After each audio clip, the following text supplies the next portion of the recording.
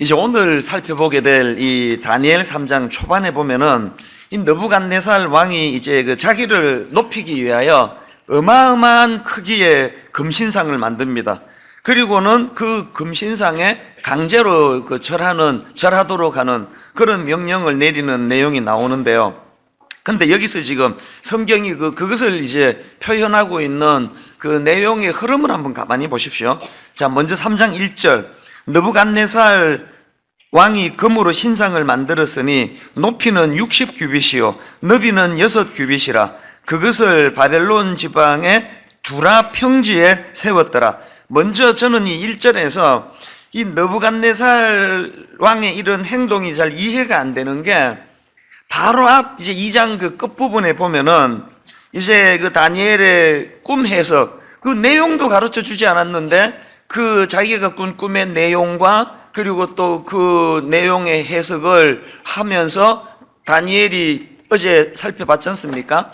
이런 지혜를 주신 분이 하나님이시라는 걸 계속 강조하면서 그렇게 꿈풀이를 하니까 우리로 말하면은 이 불신자 느부갓네살이 은혜를 받은 거예요. 그래서 바로 그 앞에 2장 47절에 보니까 왕이 대답하여 다니엘에게 이르되 너희 하나님은 참으로 모든 신들의 신이시요 모든 왕의 주제시로다. 내가 능히 이 은밀한 것을 나타내었으니 내 하나님은 또 은밀한 것을 나타내시는 이시로다. 이게 얼마나 놀라운 고백입니까? 새생명 축제에 안 믿는 지인을 초청을 했더니 막 이제 예배 시간에 막 눈물을 막 흘리고 이런 일들이 종종 있거든요. 그러면 그분이 지금 하나님이 누군지도 모르겠고 뭐 아무것도 모르지만 그리고 또 어떤 분은 그런 얘기도 해요. 자기가 또 왜 울었는지도 모른대요. 근데 딱 들어왔는데 찬양을 들으면서부터 이렇게 눈물이 펑펑 쏟아지는 이런 은혜를 경험한단 말입니다. 느부갓네살이 지금 그런 상황이에요. 그 놀라운 여호와 하나님의 일하심을 다니엘로부터 전해 듣고는 너희 하나님은 참으로 모든 신들의 신이시요 모든 왕의 주제시로다. 어떻게 이런 은밀한 거 내가 가르쳐 주지도 않은 그 꿈의 내용을 가지고 이렇게 해석을 할 수 있는 신이 어디 있느냐고 그렇게 놀라운 고백을 한 게 바로 지금 앞장의 끝부분에 나오는 내용이에요. 그랬던 느부갓네살이 아니 3장 1절로 와가지고 금신상을 만들고 근데 여러분 지금 이 느부갓네살의 이런 모순된 모습을 제가 왜 관심을 가지는가 하니까요. 현실적으로 교회 안에서 저는요 이런 느부갓네살과 같은 모순된 모습을 종종 보기 때문이에요. 가끔 가다가 그 연예인들이 막 드라마틱한 변화를 경험했다고 막 간정 집회를 하고 은혜를 막 그냥 선포하고 그랬는데 좀 있다가 보면은 전혀 다른 모습을 보여주는 이런 일이 가끔씩 있지 않습니까? 그럴 수 있는 게 우리 인간이요 믿는 우리들의 모습이기 때문에 이런 그 태도가 돌변한 느부갓네살의 모습이 굉장히 저에게는 흥미롭게 보여진다는 겁니다.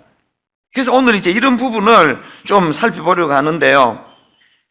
제가 이제 이런 관점으로 본문을 살펴보니까 그 느부갓네살이 그렇게 바로 앞장 2장 끝부분에서 하나님을 그렇게 인정하고 또 찬양 우리로 말하면 그렇게 찬양하고 영광을 돌리던 느부갓네살이 어떻게 그 금신상을 만들고 막 자기한테 절하고 이런 태도로 또 돌변할 수 있었나 그거를 보니까요.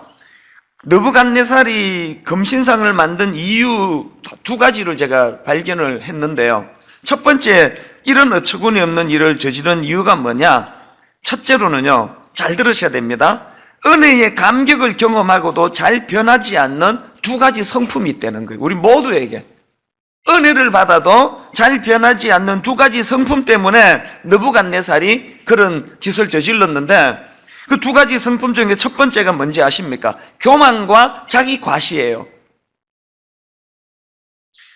제가 조금 전에 말씀드렸듯이 제가 읽어드릴 때에 성경이 지금 이 사건을 열거하는데 뭘 좀 방점을 두고 열거하는지 한번 느껴보십시오.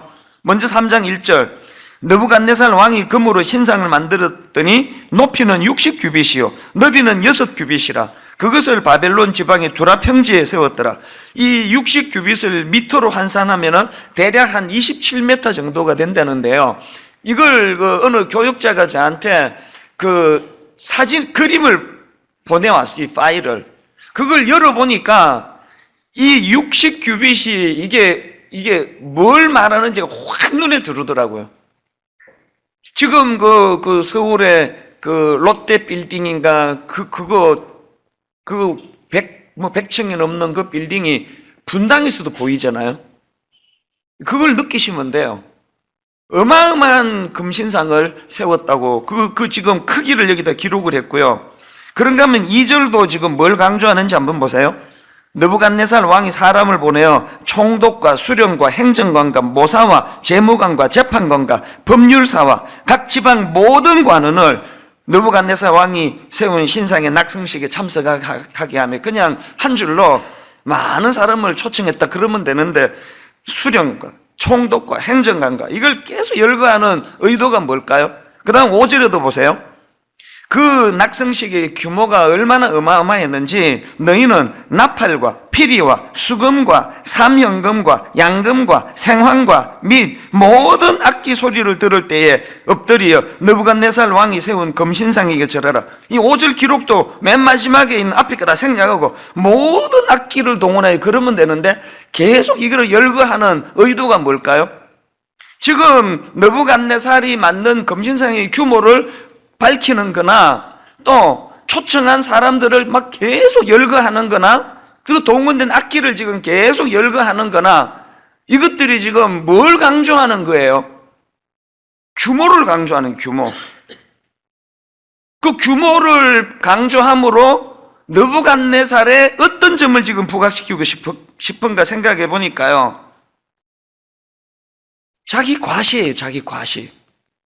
이 금신상을 통해서 낙성식을 통해서 그리고 그 순서를 통해서 느부갓네살이 원하는 것 노리는 것은 자기 과시예요.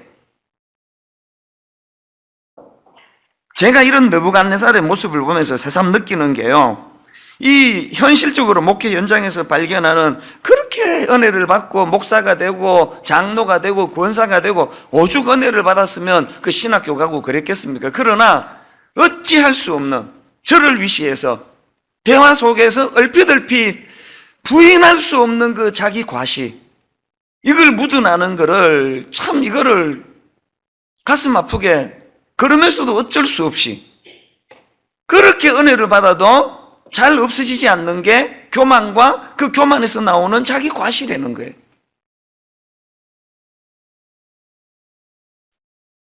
이 인간 내면에 도사리고 있는 이 교만의 뿌리라는 게 얼마나 이게 뿌리 깊은가 하면은 아담과 하와의 범죄의 첫 출발 자체가 감히 내가 하나님처럼 되리라 하는 그 교만에서부터 시작이 된 게 인간의 범죄 아닙니까? 우리는 늘 이 문제를 조심해야 됩니다. 아무리 은혜를 받고 목사가 되고 목사 할아버지가 돼도 우리 내면에 여전히 도사리고 있는 이 교만의 문제, 그리고 그 교만이 만들어내는 열매, 자기 과시, 틈만 나면 규모, 자기 과시. 그저께 어떤 성도님이 게시판에다가 이찬수 목사님은 자기가 개척 초기에 등록을 했지만 지금까지 한 번도 우리 목사님이 목이 뻣뻣하거나 교만한 모습을 본 적이 없다, 그런 글을 올리셨더라고요. 제가 한편 고마우면서 바로 든 생각이, 내가 11계명을 지키기는 잘 지켰나 보다. 내가 잘 지키려고 했으니 11계명 아시죠? 들키지 말자. 얼마나 보여지는 부분에 목 뻣뻣하지 않으려고 그렇게 애를 쓰고 해서 이렇게 느꼈는지 모르지만, 그러나 너무 고마운 분이지만 그분이 모르는 건요, 제 내면에서 꿈틀꿈틀거리고 있는 이 교만과 자기 과시, 이거는 부인할 수가 없습니다. 제가 그런 글을 보면서 어이구 이분이 잘 보셨네 이런 생각을 하면 교만과 자기 과시가 중병이 든 상태예요. 자기도 그걸 인식하지 못할 정도로. 여러분 스스로가 나는 이 부분에서는 좀 자유한 것 같아. 그건 중병이 들었다는 소리. 몸에 인이 박혀가지고 자기 삶 자체가 됐기 때문에 느껴지지가 않는 거예요, 그게. 지금 3장 1절에서 성경이 지금 계속 그 규모를 묘사하고 있는 그 열거되는 내용들을 제가 보면서 느부갓네살 왕이 지금 보이고 있는 그 자기 과시의 그 모습을 성경이 지적하는구나. 그러면서 우리가 그걸 읽으면서 이런 부분을 놓치면 안 되겠구나. 그래서 저는 아침마다, 저녁마다 하나님 앞에 분당 우리 교회가 세계적인 교회가 되게 해달라고 이찬수 목사를 쓰시되 한국교회를 대표하는 목사가 되게 해달라, 그런 기도는 엄두가 안 나서 못합니다. 아침마다 저녁마다 어린애처럼 아버지, 틈만 나면은 교만해지는, 틈만 나면은 그냥 말 실수하고 성도들을 향해가지고 그렇게 상처 주는 이런 것들은 전부 그 교만에서 그 나오는 일들이 굉장히 많거든요.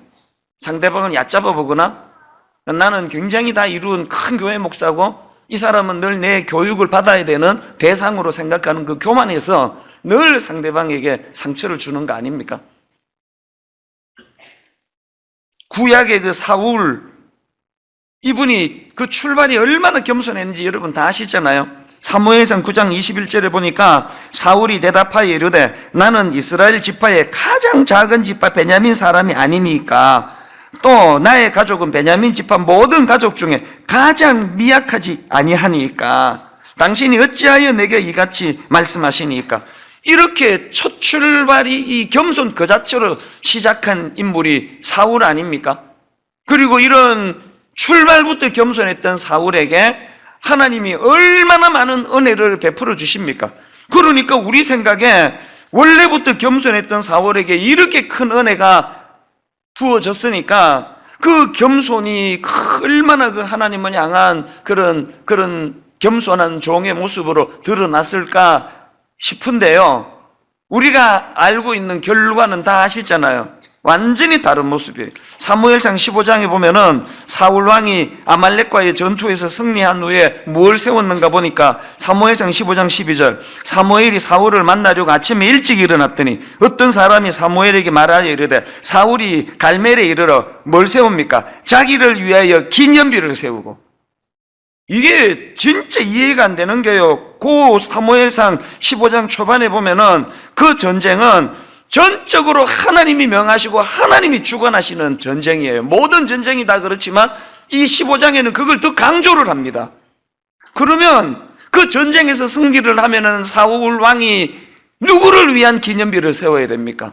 하나님을 위한 기념비를 세워야 되는 거 아닙니까? 그런데 자기를 위하여 기념비를 세우고, 아니 그렇게 겸손하게 시작을 했고 그렇게 겸손한 그에게 은혜가 덧입혀졌는데 시간 지나니까 없던 교만이 생겨가지고 자기를 위한 기념비를 세우고, 이게 지금 자기를 위한 금신상을 세우는 느부갓네살하고 똑같은 양상 아닙니까?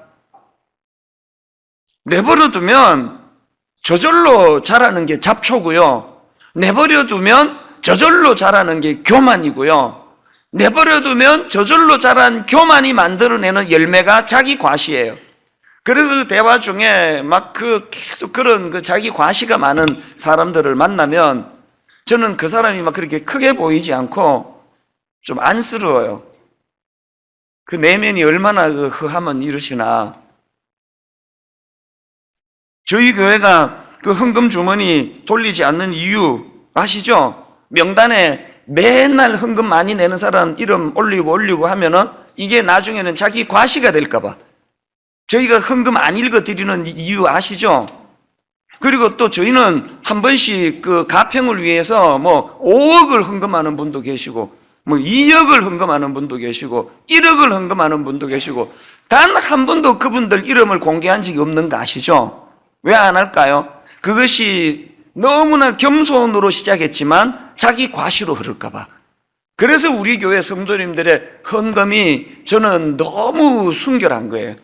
이름도 안 내주고 누구에게도 밝히지 않고, 심지어는 담임 목사조차도 저 사람이 헌금 얼마 하는지를 모르는 이런 교회에서 드리는 그 큰 헌금들은 100% 하나님을 의식하지 않고는 못 드리는 헌금 아닙니까? 이번 특세 때 내가 그 감동을 받은 게 뭔지 아십니까? 어느 권사님이요, 그 보니까 우리 교회 다니시는 분도 아니에요. 이 권사님이 메추리알 진공 포장 7,000세트를 기증을 했습니다. 내일 이제 다 나눠 드릴 거예요. 작년에도요 4,000세트를 이미 이분이 메추리알 세트에, 여기 보니까 사진 보니까 이렇게 포장이 잘 돼 있더라고요. 그거를 4,000개를 우리 교회 다니시지도 않는 분인데 4,000개를 여러분에게 작년에 다 나눠 드렸는데 제가 한마디 언급도 안 했잖아요. 누군지도 말씀 안 드렸잖아요. 그랬는데 이분이 올해는 열받아가지고 7,000세트. 이분 생각에 이게 뭐 개수가 적어서 안 알리나? 이번에는 한번 7,000을 써봐. 그러셨을까요? 아니잖아요. 밝히든 안 밝히든 이렇게 새벽에 나와 기도하고 찬양하는 성도님들이 아름다우니까 이름 없이 빛도 없이 드러내지 않고 그렇게 하시는 모습이 너무 감동이 되는 거예요.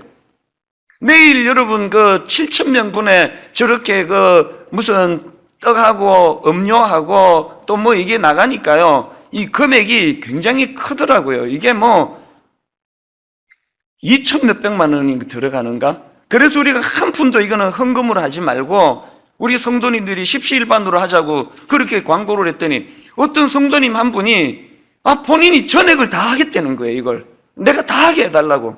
그래서 우리 교역자가 너무 큰 금액인데 지금 말린 거예요. 그러지 마시라고. 계속 지금 다 하겠다고. 계속 지금 말리고 있는 중이에요. 근데 이번에 워낙 안 들어와서 또 어째야 되나? 제가 그 성도님이 귀한 게요, 저도 그분이 누군지도 몰라요. 이게 과시를 위한 게 아니라는 게, 과시를. 화면으로 그 사진을 제가 좀 부탁을 드렸는데 지금 한번 띄워보실래요? 호주에서요 어떤 청년이 편지를 하나 보내왔어요. 분당 우리 교회 특세 봉사자님들께 샬롬, 매년 여러분의 귀한 섬김을 통해 많은 은혜를 누리고 가는 호주 청년입니다. 이른 새벽 그 누구보다도 먼저 나와서 섬겨주시는 분들께 감사의 표시를 하고 싶었어요. 아침에 티 한 잔과 초콜릿 하나를 통해 힘내셨으면 합니다. 진짜 너무 감사한데 이렇게밖에 표현할 수 없어서 아쉬워요. 올해도 섬김의 자리에서 저는 예배의 자리에서 하나님의 사랑을 듬뿍 누리기를 바랍니다. 글쎄 인터넷으로 동참하는 그런 청년인지는 모르겠는데 제가 그 고맙다고 잘 받았다고 그 인사를 해야 되는데요, 어떤 곳에서도 이름을 쓰지를 않아. 연락할 길이 없습니다. 저게 뭘 의미할까요? 순수하게 주차 봉사하고 안내하고 이런 분들에 대한 그 사랑의 마음으로 했지, 저기에는 느부갓네살 같은 사울 같은 자기 과시가 전혀 들어있지 않다는 그 이야기 아닙니까? 제가 그 이야기를 쭉 보고를 받고 너무 고맙게 생각을 하다가 이 설교를 준비하는데 이 세 분의 케이스가 마음이 계속 들어오는 거예요. 첫날 말씀드렸죠. 우리는요 그냥 어마어마한 뭐를 희생하고 결단하고가 아니고요, 작은 성취감이 필요해요. 삶 속에서 이렇게 이름 없이 드러내지 않고 자기 과시하지 않고 이 섬기는 작은 훈련이 필요해요. 그 떡 하나 이렇게 제공하는 거, 이런 거에도. 그런가 하면은 두 번째로 그 느부갓네살이 왜 이런 어이없는, 은혜 받고도 이런 어이없는 짓을 저질렀나, 그 잘 변하지 않는 성품 때문이라 그러는데 첫 번째가 교만과 자기 과시고요, 두 번째가 두려움이에요. 두려움. 왜 이런 어마어마한 자기 과시가 필요했나? 두려움 때문이에요.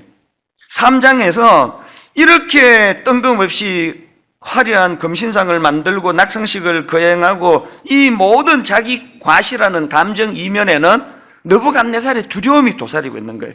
이게 무슨 말인가 하면요, 바로 2장 앞부분에서, 후반부에서, 2장 후반부에서 이제 다니엘이 자기가 꾼 꿈에 대한 해몽을 이제 쭉 들려주니까 자기가 왕으로 있는 바벨론 제국의 흥망에 대한 예언이 그를 두렵게 하는 거예요. 이게 이렇게 해가지고 이제 이 망하게 되는 건가? 그 두려움이 창조주 되시는 하나님을 더 가까이 나가는 것으로 나타나질 않고 자기 과시라고 하는 내가 뭐 하나님보다 뭐가 모자라?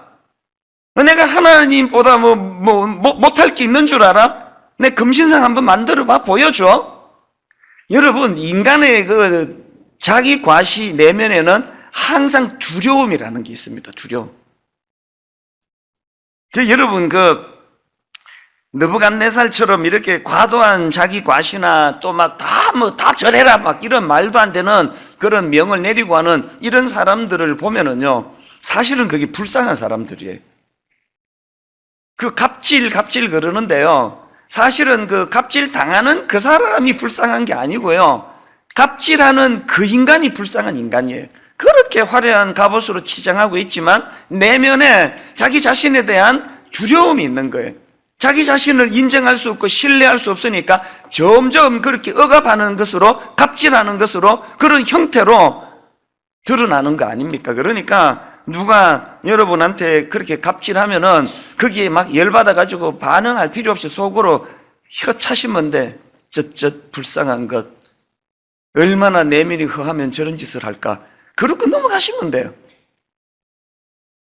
지나치게 그 자기 자랑이 많은 그런 사람들을 만나도 그걸 갖고 저 집사는 교만하다 그러고 그냥 입만 떼면 그냥 자기 자식들 자랑한다 그러고 막 그러는 그 사람도 내면이 허한 사람이에요. 그렇게 자기 자랑이 많은 그 사람은 불쌍히 보는 거예요. 그 내면이 허하시구나. 내면에 뭐 두려움이 있나? 하게 내버려 두세요. 앞에서 제가 사울 왕이 전쟁에서 이기고 자기를 위한 기념비를 세우는 허세를 부렸다고 말씀을 드리지 않았습니까? 그 근원적인 그 심층적인 내면의 뿌리는 역시 두려움에서 나오는 거예요. 두려움. 어떤 두려움입니까? 여러분 다 아시죠? 죽을 때까지 사울이 그 어린 다윗을 견제하고 그 왕다운 그 체면 이런 거 없이 그냥 비열한 짓을 저질렀는데요. 그게 왜 그렇게 나왔을까요? 왜 그 어린애를 갖다가 자기는 권력을 다 갖고 있는 왕인데, 제가 분당 우리 교회 담임 목사로서 그 우리 교회 그 20몇 살짜리 교육 전도사를 내가 계속 견제하고 뭐 막 어디 못 세우게 하고 뭐 설교만 안 시키고 저 나보다 설교 더 잘한다고 그래서, 그러면 그 내가 얼마나 비참한 거예요. 그게 사울이 왜 그 다윗을 그렇게 지배하게 견제했는지 아세요? 내면의 두려움 때문에 그래요. 그 두려움은 어디서 생긴 겁니까? 다윗이 물맷돌로 골리앗을 물리치고 난 이후에 백성들이 다윗을 환호하는데, 특히 그 여자분들은 표현을 너무 잘한, 남자들은 속으로 좋아하는데 여자분들은 막 목사님 막 그러면서 이러니까 이 반응이 나타나잖아요. 그래서 오늘은 내가 오바 안 하려고 했었는데, 사무엘상 18장 7절 8절을 보세요. 다윗에 대하여 환호하는데요, 여인들이 뛰놀며 노래하여 이르되 사울이 죽인 자는 천천히요 다윗은 만만히로다 한지라. 사울이 그 말에 불쾌하여 심히 노하여 이르되 다윗에게는 만만을 돌리고 내게는 천천만 돌리니 그가 더 얻을 것이 나라 말고 무엇이냐 하고, 그날 후로 사울이 다윗을 주목하였더라. 다윗 내면에 두려움이 있는 거예요. 무슨 두려움? 백성들로부터 사랑받지 못할 것 같은, 백성들로부터 왕으로서 인정을 받기 어렵다고 하는 그런 내면의 두려움이 있으니까 기념비를 세우는 거예요.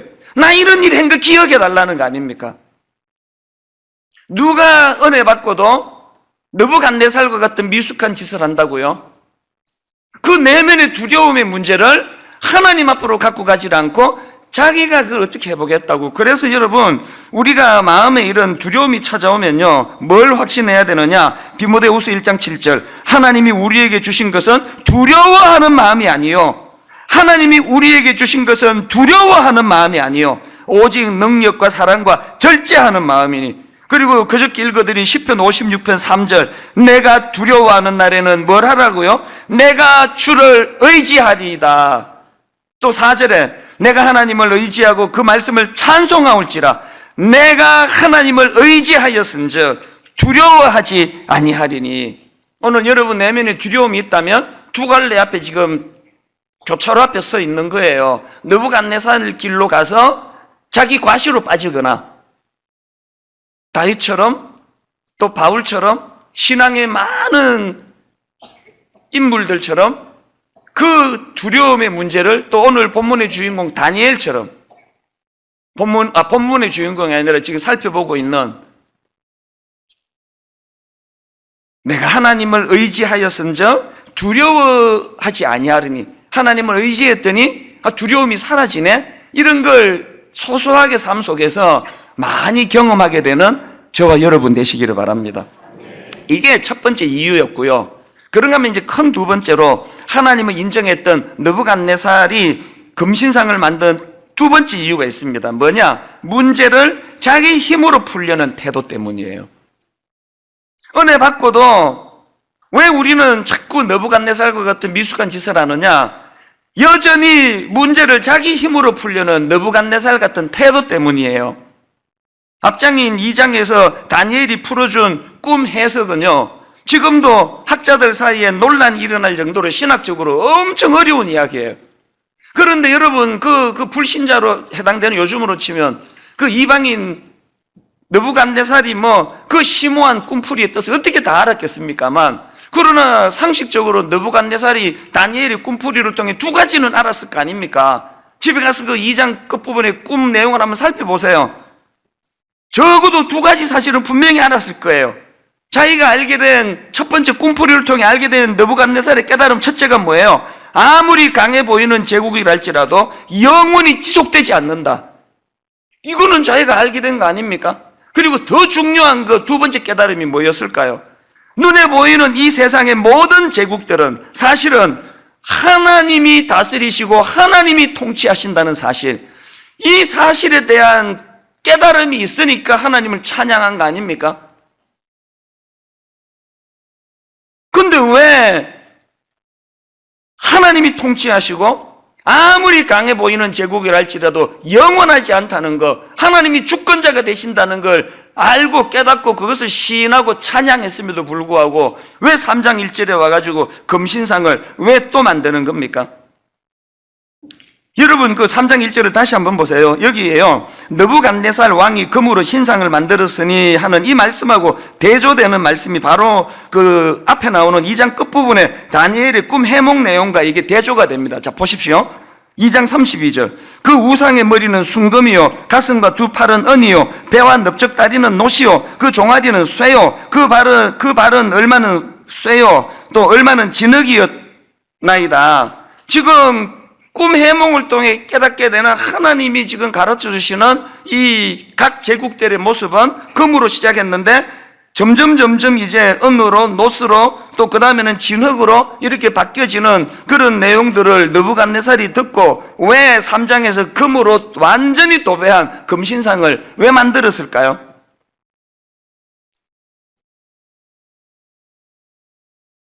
머리가 금으로 시작해서 진흙으로 끝나버리는 점점 더 부실해지는 그 해몽을 듣고 자기가 다스리고 있는 이 바벨론도 그렇게 될 것이라는 그 이야기를, 그 예언을 듣고 자기가 나선 거 아닙니까?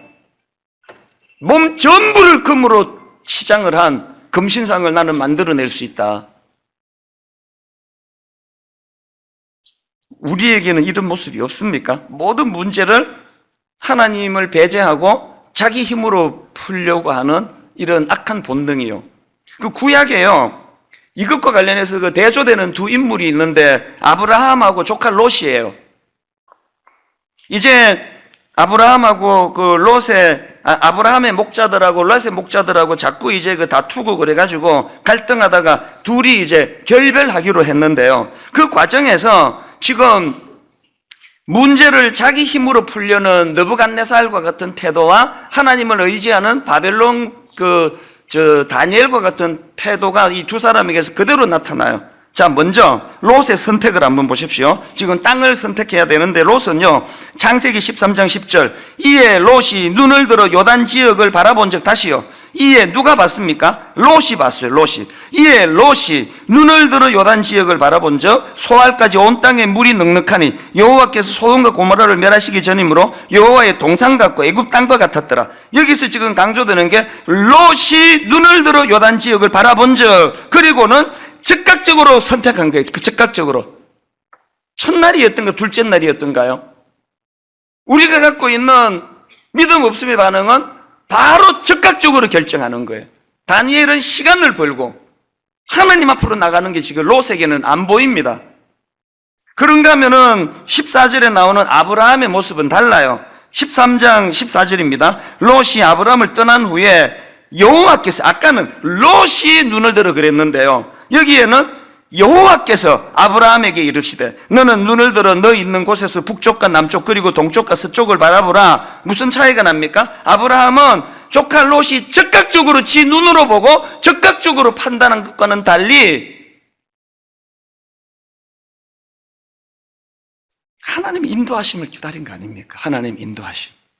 하나님의 인도하심이 기다리는 아브라함에게 어떻게 인도되으신 겁니까? 여호와께서 아브라함에게 이르시되 너는 눈을 들어 너 있는 곳에서 남쪽과 북쪽 그리고 동쪽과 서쪽을 바라보라. 결과 다 아시죠? 자기 힘으로 문제를 풀려던 롯은 결과적으로 눈에 좋은 걸 택했지만 그곳은 멸망할 수밖에 없는 소돔이었다는 사실이에요. 그래서 저는 이제 이런 내용들을, 문제들을 살펴보면서 이제 느부갓네살이 그렇게 하나님을 경험하고 또 인정하고 찬양을 해놓고 바로 자기 힘으로 뭘 해보겠다고 그렇게 금신상을 만들고 규모를 그렇게 과시하는 그 모습을 보면서, 자, 그럼 대안이 뭐냐, 대안이. 그럼 어떻게 하면은 우리는 느부갓네살과 같은 우를 피할 수가 있느냐, 이거를 살피고 이제 말씀을 정리하려고 하는데요. 저는 이 대안을요, 이 3장에 나오는 다니엘의 세 친구들에게서 발견합니다. 자, 이제 지금부터 한번 정신을 집중해 보세요. 우리 3장 17절, 18절 같이 한번 읽어보시겠습니다. 시작. 왕이여, 우리가 섬기는 하나님이 계시다면 우리를 맹렬히 타는 풀무불 가운데에서 능히 건져내시겠고, 그렇게 하지 아니하실지라도 왕이여, 우리가 왕의 신들을 섬기지도 아니하고 왕이 세우신 금신상에게 절하지도 아니할 줄을 아옵소서. 저는 이 구절에서요, 그렇게 하지 아니하실지라도, 만약에 그 다니엘의 세 친구가 17절만 있었다면요, 왕이여, 우리가 섬기는 하나님이 계시다면 우리를 맹렬히 타는 풀무불 가운데서 능히 건져내시겠고 왕의 손에서도 건져내시리이다, 이것만 고백했다면 이거 완전한 고백이 아니에요. 그 믿음을 선포하고 더 중요한 고백이 뭐예요? 그렇게 하지 아니하실지라도. 이게 왜 이렇게 중요한지 아십니까? 그렇게 하지 아니하실지라도라는 이 선포 속에는 내가 그것을 결정하는 사람의 주권자가 아니라 하나님이 그것을 주권하시는 주권자라는 것에 대한 고백이에요. 여러분, 우리 기도에서 치명적인 결함이 이거예요. 내가 기도 제목을 던지면서 이건 이미 결정이 됐어요. 이 생수 한 병을 얻어내는 거. 내가 손에 이제 생수가 잡혀서 이제 얘를 그렇게 퍼뜩 들었는데요, 내가 하나님 앞에 생수 한 병을 구하면 여러분의 기도하는 태도가 뭐예요? 생수 한 병을 얻어낼 때까지 기도해요. 막 안 하면 이제 금식 들어갑니다. 계속 기도해요. 근데 우리 집사람에게서 난 그런 모습을 봐요. 우리 집사람은요, 내가 이제 오트밀 이제 이런 거 이제 다이어트 때문에 그렇게 먹는데 이제 좀 미역국이 너무 맛있게 끓이지. 어제 아침에 있었던 일이에요. 그러면 이제 나는 오트밀을 먹기를 원해요. 그러면 물어요. 미역국 좀 드실래요? 아니, 나 오트밀 먹을래. 그러면, 근데 미역국 좀 드실래요? 나 오트밀 먹을 텐데 좀 이따가 미역국 좀 드셔보실래요? 그래서 어제 달라 그러면서 뭐라고 말했는지 아십니까? 집사람한테. 왜 묻는데?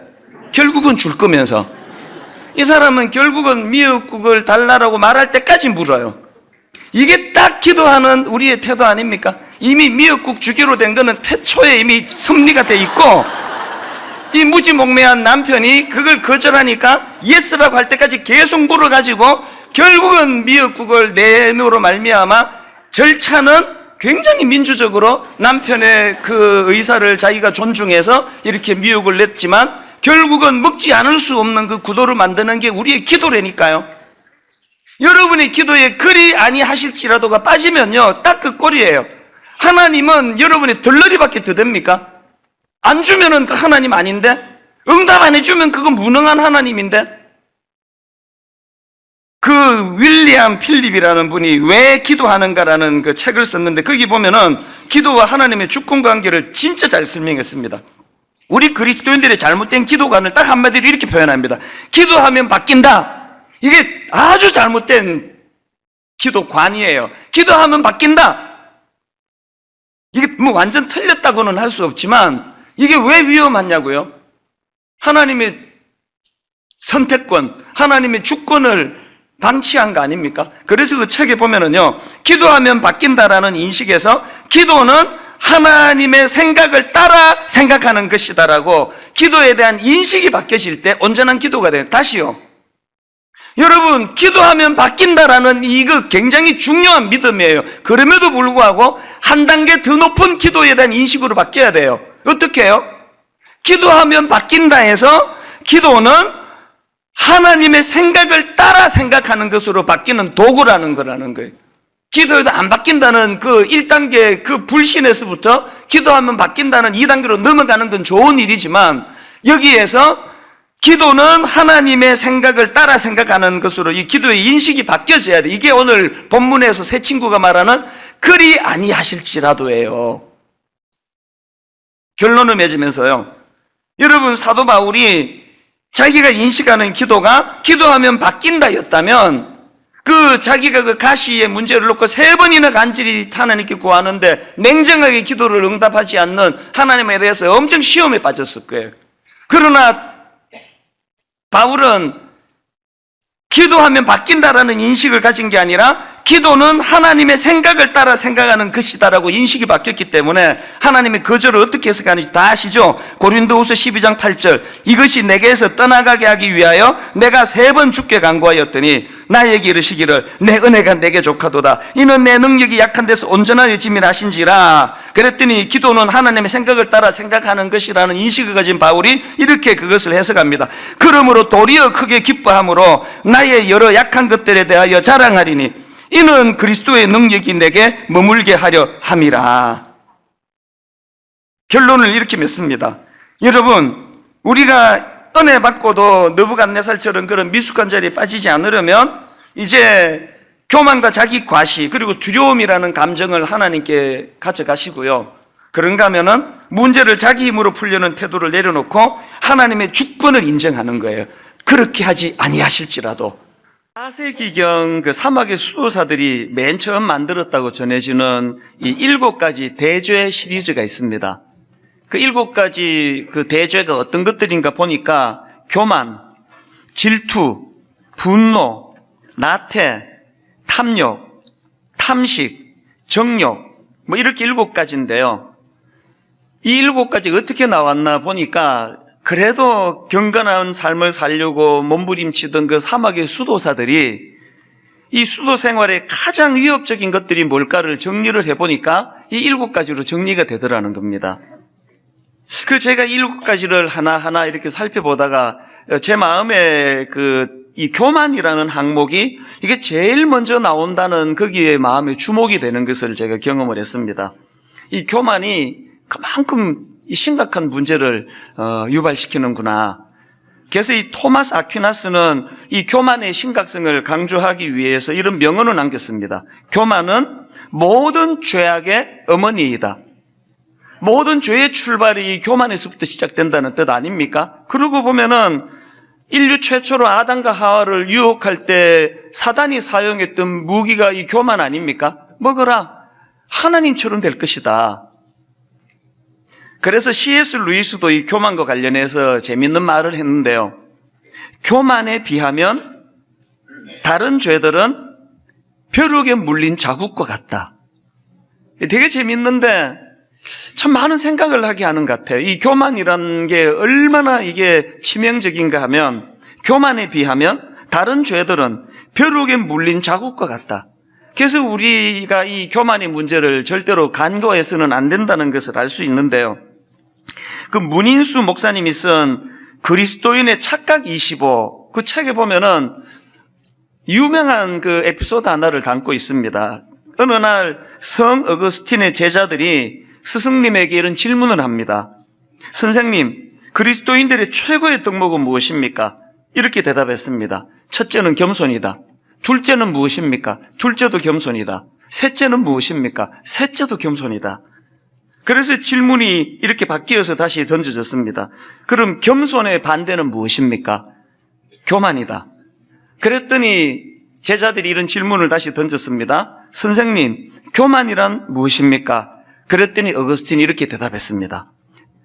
나는 지극히 겸손하다고 생각하는 것, 그것이 교만이다. 나는 지극히 겸손하다고 생각하는 것, 그것이 교만이다. 이 교만에 대해서는 누구도 예외가 있을 수 없다는 것을 강조하기 위한 어거스틴의 이 촌철살인의 한마디인데요. 이게 저에게 굉장히 울림이 되는 걸 경험합니다. 나는 지극히 겸손하다고 생각하는 것, 그것이 교만이다. 오늘 본문에서도 이제 이 교만에 대한 내용을 다루고 있는데요. 그 지난 시간에 살펴보았던 바벨론의 느부갓네살 왕 기억하시죠? 문제가 많은 사람이에요. 포악하고 자기가 꾼 꿈을 해몽하라 그러면서 꿈 내용도 가르쳐주지 않고 그 해몽 못한다고 막 죽여버리고, 그리고 또 막 어마어마하게 하나님의 놀라운 역사를 경험하고 그걸 막 흥분해서 고백하고 그래놓고는 또 옛날로 돌아가 버리고, 또 고백하고 옛날로 돌아가 버리고, 이런 문제가 많은 인물이 느부갓네살인데요. 여러분, 그 느부갓네살 왕에 대한 기록이 어떻게 끝나는지 아십니까? 오늘 본문 맨 끝 구절이 바로 그 내용인데요. 34장 37절입니다. 그러므로 지금 난 느부갓네살은 하늘의 왕을 찬양하며 칭송하며 경배하노니 그의 일이 다 진실하고 그의 행하심이 의로우심으로, 그 다음 보십시오. 교만하게 행하는 자를 그가 능히 낮추심이라. 이렇게 하고 느부갓네살 이야기가 끝이 납니다. 그가 깨달은 게 뭐예요? 하나님이 자기를 다루셨던 그 많은 것들을 되돌아보니까 결론이 하나다. 하나님은 내 안에 교만을 꺾으시고 교만을 낮추시기 위해서 이 모든 일들을 행하셨다. 이거를 깨닫고 무대에서 사라지는 인물이 느부갓네살 왕입니다. 본문 29절에서도 그 느부갓네살의 이 교만의 문제가 어떤 양상으로 드러나는가 하면은 29절 30절입니다. 12달이 지난 후에 내가 바벨론 왕궁 지붕에서 근일세 나 왕이 말하여 이르되 이 큰 바벨론은 내가 능력과 권세로 건설하여 나의 도성으로 삼고 이것으로 내 위엄의 영광을 나타낸 것이 아니냐 하였더니, 지금 그 바벨론 왕궁 지붕을 거닐면서 자기가 이루었다고 생각하는 그 엄청난 것들을 과시하고 떠벌리고 그것을 그 교만하게 바라보고 있는 모습이 지금 묘사가 되고 있는데요. 저는 여기 나오는 왕궁 지붕을 거닐세, 이 표현을 보니까 다윗이 생각이 나는 거예요. 이 비슷한 분위기가 다윗에게도 경험되어진 거 아니겠습니까? 사무엘하 11장 2절이요. 저녁 때에 다윗이 그의 침상에서 일어나 왕궁 옥상에서 거닐다가 그곳에서 보니 한 여인이 목욕을 하는데 심히 아름다워 보이는지라. 제가 참 흥미로웠던 게, 이 다니엘 4장에서 내가 바벨론 왕궁 지붕에서 거닐세하고 사무엘하 11장에서 왕궁 옥상을 거닐다가라는 이 공통된 분위기를 연출하는 다윗 왕하고 느부갓네살 왕에게 공통점이 많고 결정적인 또 차이점도 있더라는 거예요. 공통점이 뭡니까? 굉장하게 그 업적을 남겼다는 게 공통점이에요. 그리고 또 그것에 대해 가지고 그 교만에 빠졌다는 것도 공통점입니다. 지금 왕궁 옥상을 거닐면서 그 자기 왕국을 들여다보며 뿌듯한 마음을 갖고 있는 것도 공통점일 수 있지 않습니까? 차이점이 하나 있습니다. 교만이 꽉 차 있는 상태라는 공통점이 있다면, 차이점은요, 다윗은 자기 안에 있는 그 교만이 그 목욕하는 여자를 뒷조사를 하고 가정 있는 여자다, 유부녀다, 그런 개의치 않습니다. 내가 왕인데 이 정도도 못하나? 그러면서 한 가정을 파괴시키고 그런 죄를 짓고 그 남편을 죽이고 이런 그 아내의 교만이 구체적인 행위, 악한 행위로서 드러난 게 다윗이고요. 거기에 비해서 지금 본문의 느부갓네살은 속에만 교만이 꽉 찼지 그런 행위가 없었습니다. 누구 죽인 것도 없고 그런 성적인 죄를 지은 것도 없습니다. 그런데 제가 주목하는 게 뭔지 아십니까? 결과를 보니까 그 꽉 찬 교만이 가정을 파괴시키고 살인을 저지르고 죄를 지은 다윗이나 그런 행위가 나타나지 않은 느부갓네살이나 징계는 똑같이 받으려는 거예요. 30절을 보시겠습니까? 나 왕이 말하여 이르되 이 큰 바벨론은 내가 능력과 권세로 건설하여 나의 도성으로 삼고 이것으로 내 위엄의 영광을 나타낸 것이 아니냐 하였더니 그 다음 31절을 보세요. 이 말이 왕의 입에서 채 떨어지기도 전에 하늘로부터 내려오는 말소리가 들렸다. 느부갓네살 왕아, 너에게 선언한다. 왕권이 너에게서 떠났다. 너는 사람 사는 세상에서 쫓겨나서 덜 짐승과 함께 살면서 소처럼 풀을 뜯어먹을 것이다. 이와 같이 7대를 지난 다음에야 너는 가장 높으신 분이 인간의 나라를 다스리신다는 것과 그의 뜻에 맞는 사람에게 나라를 주신다는 것을 알게 될 것이다. 이런 선포가 있자마자 그 다음 33절입니다. 바로 그 순간에 이 말이 느부갓네살 왕에게 이루어져서 그가 사람 사는 세상에서 쫓겨나서 소처럼 풀을 뜯어먹었으며 몸은 하늘에서 내리는 이슬에 젖었고 머리카락은 독수리의 깃털처럼 자랐으며 손톱은 새의 발톱까지 자랐다. 이 부분에 대해서는 제가 다음 주일날 좀 더 깊이 이제 말씀을 살펴보려고 준비 중에 있는데요. 한 가지 우리가 받는 충격이 뭐예요? 내면의 교만이 표면으로 드러나서 그런 끔찍한 짓을 저지른 다윗 왕이나 내면에만 교만이 있었지 그것이 악한 범죄로 연결되지 않았던 느부갓네살 왕이나 징계는 똑같이 받으려는 거예요. 저는 이게 두려워요. 저는 하나님 은혜로 말미암아 아직 징계를 안 받은 상태예요. 누가 봐도 그냥 안에만 교만이 있는 것이 드러나는 게 없습니다. 뭐가 두려울까요? 하나님 보시기에 이 교만이 표면적으로 교회를 엉망으로 만들고 죄를 짓고 신문에 나고 하는 그런 부류의 목회자들하고 저하고 다를 게 없다는 거예요. 내면에 교만이 자리 잡고 있으면. 이 문제가 좀 심각하게 저는 느껴졌습니다. 우리가 이런 문제들을 간과하면 안 되는 것을 오늘 성경은 느부갓네살의 사례를 통해 굉장히 엄중히 우리에게 경고하시는데요. 그래서 우리가 이제 이런 말씀을 왜 읽습니까? 느부갓네살처럼 다윗처럼 엄청난 대가 지불을 당하고 고난의 자리에 빠지고 죽을 고생하고 깨닫지 말고 이런 말씀을 통해 말씀으로 좀 빨리 좀 깨달으면 니들이 그 고생을 좀 피한다. 그 내용 아니겠습니까? 우리가 이 교만의 문제를 깊이 돌아보는 시간을 가지면 좋겠는데요. 제가 이 말씀을 묵상하다 깨달은 게 뭐냐 하면은 이 드러나는 정상이 있고 감추어진 정상이 있는데 절대로 그걸 감출 수 없다는 거예요. 제가 그 사춘기 때 막 여학생도 짝사랑하고 막 그럴 때 그때는 또 막 굉장히 센치멘탈해져 가지고 막 소설 시 같은 것도 좋아하고 막 명언도 막 찾고 막 그럴 때인데요. 그때 내가 누구를 짝사랑하고 있을 때인데 진짜 마음에 꽂히는 명언 하나를 발견했습니다. 기침하고 사랑은 감출 수 없다. 그게 너무나 와닿아가지고 정말 이게 감출 수 없는 게 사랑이구나. 그래가지고 내가 짝사랑하던 그 여학생한테 수요 예배 가가지고 아카시아 껌 사가지고 기침과 사랑은 감출 수가 없대. 그러면서 막 전해주고 이런 유치한 짓을 했던 기억이 나요. 제가 이 말씀을 묵상하다가 그 사랑과 기침은 감출 수 없다는 생각이 불쑥 왜 떠올랐냐 하면요. 여러분, 사랑도 감출 수 없고 기침도 감출 수 없는데 감출 수 없는 게 하나 더 있더라고요. 교만도 못 감추어요. 아무리 애를 써도 그 안에 교만도 감추어지지 않습니다. 제가 그 성경에서 증거를 한번 대볼게요. 다니엘 4장 29절에 보면 이제 이 느부갓네살의 막 대놓고 교만한 모습이 나옵니다. 12달이 지난 후에 내가 바벨론 왕궁 지붕에서 그닐새 나 왕이 말하여 이르되 이 큰 바벨론은 내가 능력과 권세로 건설하여 나의 도성으로 삼고 이것으로 내 위엄의 영광을 나타낸 것이 아니냐. 뭐 이건 막 대놓고 지금 교만한 거예요. 이건 뭐 그냥 뭐 감추는 거 없습니다. 내가 막 이게 막 반복으로 나오는데요. 근데 지금 내가가 반복으로 나오는데도 굉장히 잘 감추면서 또 드러내는 사람이 있습니다. 그 교만하다가 망해버린 사울 왕인데요. 자, 한번 내용을 가만히 한번 보세요. 사무엘상 15장 24절입니다.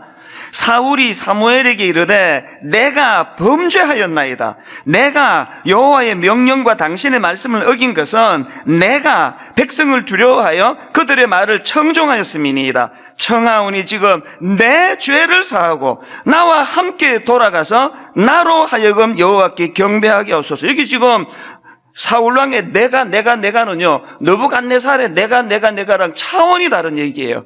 여기서 사울의 내가는 겸손한 내가예요. 회개를 고백하는 내가예요. 용서를 하나님께 비는 내가예요. 엄청나게 지금 겸손을 가장했는데, 말씀드렸죠? 기침하고 사랑하고 교만은 감출 수 없다고요. 어디서 발각이 되는지 아십니까? 그 다음 30절을 보십시오. 사울이 이르되 내가 범죄하였을지라도 이제 청하옵나니 내 백성의 장로들 앞과 이스라엘 앞에서 나를 높이사 나와 함께 돌아가서 내가 당신의 하나님 여호와를 경배하게 하소서. 느부갓네살 쪽이 좀 순수한 거 아닙니까? 결국은 사울 왕은 이 교만의 문제로 망하는 사람인데요. 왜 이게 두려운지 아세요? 저를 보니까 여기 또 대부분의 분들, 교양이 좀 있다고 하는 분들은 느부갓네살과가 아니고 우리는 사울과예요. 제가 그 교단의 어른들을 만나면요, 칭찬 많이 들어요. 아, 우리 이찬수 목사는 말이야, 겸손의 사람이, 그렇게 개척할 때 사람 몇 안 모일 때나, 지금 이렇게 큰 교회가 될 때나, 한결같이 어른한테 인사도 잘하고, 참 겸손한 사람이야. 여러분, 나가면 나 그런 소리 듣고 살고 있습니다. 믿어주세요. 위험한 거라는 이게 위험한 거래요. 차라리 그냥 우리 그 친구 목사님 중에도 그런 사람이 있는데요. 막 대놓고 그냥 시건방지고 그만하고 이런 사람은 안전해요. 회개할 기회가 있잖아요. 나 같은 부류의 사람 여기 또 꽤 많이 앉아 계시는데요. 교양으로 그렇게 거칠해 있는 그분들이 사실은 위험한 분들이에요. 자꾸 사람들이 이 사람은 겸손해 그러니까 자기도 속아요. 성경은요. 그게 겸손이 아니고요. 뭐가 겸손이냐? 또 뭐가 교만이냐? 마태복음 4장에 보면은 예수님이 이제 공생애를 시작하시려는데 사단이 3가지 유혹을 하지 않습니까? 즉 거기에서 뭐가 교만인지 겸손인지 발견을 하는데요. 뭐 돌들로 떡덩이가 돼서 먹게 해라, 뭐 먹어라, 또 성전 꼭대기에서 뛰어내려라, 뭐 이런 유혹들이 많은데요. 저는 이런 식의 유혹이 열거되는 마태복음 4장에서 그 핵심이 9절이라고 생각합니다. 마태복음 4장 9절. 이르되 만일 내게 엎드려 경배하면 이 모든 것을 내게 주리라. 뭐가 교만이라고요? 자기 중심성이에요. 내게 절해라. 마귀는 거짓의 압이기도 하지만 교만의 압이에요. 교만의 원조예요.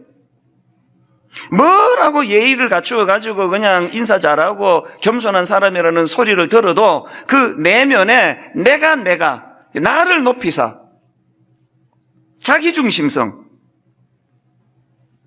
그래서 저는 오늘 이 말씀만큼은 설교 준비하는 저나 설교를 들으시는 여러분이나 누구나 예외 없이 다 해당된다고 저는 생각합니다. 교만은 사람을 피해가지 않습니다. 이런 의미에서 저는 오늘 본문을 가지고 이 교만과 관련해서 우리가 얻어야 될 2가지 메시지를 나누는 게 중요하다고 생각하는데요. 오늘 우리가 얻을 교훈이 하나 있습니다. 첫째, 기록된 말씀으로 교만을 물리치라는 거예요.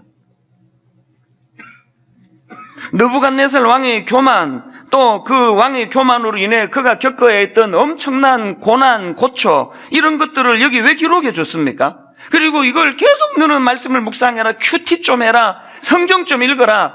이거는 느부갓네살이라는 인생을 조명해 보자는 게 아니라 기록된 말씀을 통하여 타산지석으로 삼자는 거 아닙니까?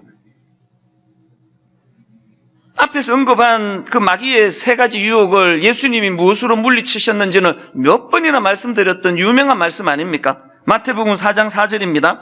예수께서 대답하여 이르시되 기록되었으되 사람이 떡으로만 살 것이 아니요 하나님의 입으로부터 나오는 모든 말씀으로 살 것이라 하였느니라. 두 번째 유혹을 어떻게 물리치십니까? 7절 예수께서 이르시되 또 기록되었으되. 세 번째 유혹도 똑같은 방식으로 물리치지 않습니까? 10절 이에 예수께서 말씀하시되 사탄아 물러가라 기록되었으되 주 너의 하나님께 경배하고 다만 그를 섬기라 하였느니라. 여러분, 사단이 나를 공격해 올 때, 또 교만으로 나를 무너뜨리려고 할 때 내 인격, 내 의지로는 안 되는가 합니다. 물러가라 그런다고 물러가지는 성격이 아니에요, 이 사단이.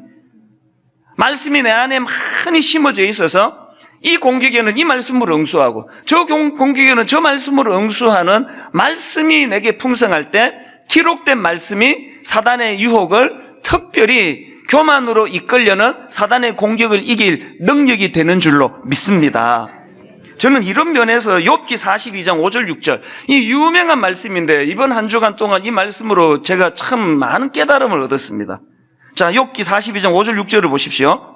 내가 주께 대하여 귀로 듣기만 하였사오나 이제는 눈으로 주를 배움나이다. 그러므로 내가 스스로 거두어 드리고 티끌과 재 가운데서 회개하나이다. 여기 나오는 스스로 거두어 드리고라는 말씀은 그 하나님의 말씀 앞에 자기가 교정되었다는 걸 그렇게 표현한 거 아닙니까? 근데 제가 이 내용의 의미를 원어적으로 살피면서 굉장히 제가 이번에 깨달음을 많이 얻었는데요. 여기 나오는 거두어 드리고 이게 그 히브리어로 마크라는 동사인데요. 이 마크라는 동사는 거절하다라는 기본 의미를 가진 단어인데 이 단어는 경멸하다, 혐오하다 이런 파생된 의미도 갖고 있는 단어예요. 그러니까 이거를 조금 더 직역하자면 이렇게 해석을 해도 괜찮다고 저는 생각합니다. 그러므로 내가 나 자신을 혐오하며 티끌과 재 가운데에서 회개하나이다. 현대 심리학은 자기를 혐오하는 게 건강한 상태가 아니라고 이야기를 해요. 그 말은 또 일부 맞습니다.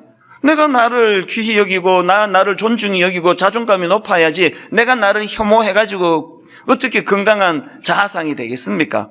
그런데 성경은요, 때로는 거기에 동의가 되지만 때로는 자기를 혐오하는 자리에 가야 된다고 그렇게 가르치는 게 성경이에요. 여기 나와 있는 이 마크라는 단어가 욥기에 몇 번 나오는데요. 이제 부정적으로도 쓰이고 긍정적으로도 쓰이는데, 자, 부정적으로 쓰이는 마크를 한번 보십시오. 욥기 7장 16절입니다. 내가 생명을 싫어하고, 이 마크예요. 내가 생명을 싫어하고 영원히 살기를 원하지 아니하노니 나를 놓으소서. 내 날은 헛것이니이다. 욥은 지금 이해할 수 없는 고난이 계속되는 것에 막 너무나 거기에 지쳐가지고 자기를 혐오하는 거예요. 죽고 싶다는 거예요. 이 부정적으로 쓰인 마크예요. 그런가 하면 욥기 9장 21절도 부정적인 마크입니다. 나는 온전하다마는 내가 나를 돌아보지 아니하고 내 생명을 천히 여기는구나. 여기는 천히 여기는구나. 마크예요. 나는 온전한 사람인데 온전한 나 자신이 이런 부당한 고난을 당하고 있는 현실에 대해서 나는 내 생명을 혐오한다. 그런 뜻이거든요. 이렇게 마크가 부정적으로 사용되는가 하면 제가 맨 앞에서 읽어드렸던 욥기 42장 6절은 긍정적인 의미, 이 앞에 두 인용해드린 구절과는 차원이 다른 내용이에요. 자, 욥기 42장 6절을 다시 보십시오. 내가 주께 대하여 귀로 듣기만 하였사오나 이제는 눈으로 주를 배움나이다. 그러므로 내가 스스로 거두어 드리고, 이게 혐오하고라는 뜻이라 그랬죠. 스스로 거두어 드리고 티끌과 재 가운데서 회개하나이다. 지금 욥이 하나님의 말씀 앞에 직면하고 나서 그 말씀에 비추어서 자기 자신을 부정하게 된 거예요. 자기를 혐오하게 된 거예요. 하나님의 말씀으로 내 생각이, 내 모든 것이 다 교정되었다는 걸 혐오로 표현하거든요. 왜 이런 표현을 쓸까요? 그동안 고난에 대한 내 인식이 틀렸다는 거예요. 그동안 내가 주저넘게 생각했다는 거예요. 그동안 나 스스로도 이해하지 못하는 걸 주절주절 떠들어댔다는 거예요. 그동안 인간으로서 내 자신의 한계를 넘어서는 짓을 했다는 거예요. 이런 나 자신이 혐오스럽다는 거예요. 왜 때로는 내가 나를 혐오하는 게 유익할까요? 이런 욥의 자기 혐오가 회개의 자리로 나아가는 통로가 됐다는 것입니다. 마태복음 16장 24절에 보니까 이에 예수께서 제자들에게 이르시되 누구든지 나를 따라오려거든 자기를 부인하고 자기 십자가를 지고 나를 따를 것이니라. 여기 나오는 자기를 부인하고가 구약의 마크랑 좀 비슷한 그 성격을 가지고 있지 않나 싶은데요, 저는요. 여러분은 여러분 자신을 부인하는 때가 있습니까? 다윗이 옥상을 거닐면서 내가 왕인데 난 지금 저 여자를 발견했는데 저 여자가 가정이 있는들 내가 왜 행동을 멈추어야 돼? 내가 왕인데. 이런 상태에 있는 사람에게는 하나님의 말씀이 들리질 않아요. 끊임없이 말씀이 그를 고막을 때렸겠지만 그 교만한 상태로는 중단해라는 하나님 말씀이 들리지를 않아요. 그 죄 짓는 사람들 보면 말씀을 안 하시는 게 아니라 고막이 차단이 된 거예요. 항상 내가 결정한 건 옳고 항상 내 판단은 정확하고 항상 나는 진보든 보수든 한치 오차도 없이 정확한 걸 택하고 부부싸움할 때마다 늘 당신이 틀렸지 나는 틀린 적이 없다라고 생각하는 그 사람에게는 하나님의 말씀이 들리지를 않아요. 그게 교만이에요.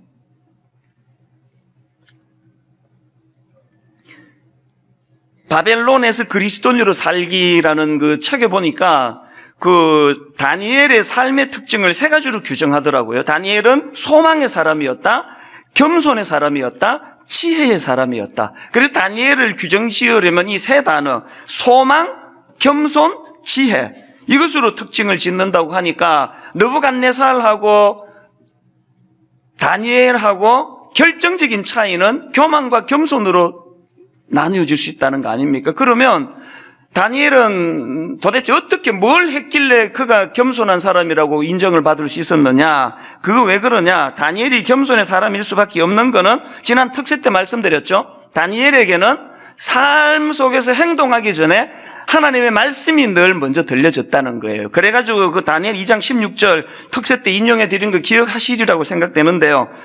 다니엘이 들어가서 왕께 구하기를 시간을 주시면 왕에게 그 해석을 알려드리리다 하니라.